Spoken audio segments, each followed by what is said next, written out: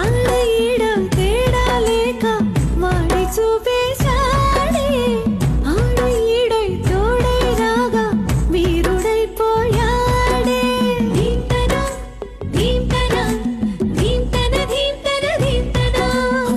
దాగలేక సోకుల సైగా వేడి పెంచేసిందే ఆగలేక రేగేదాకా ఏడిపించేసిందే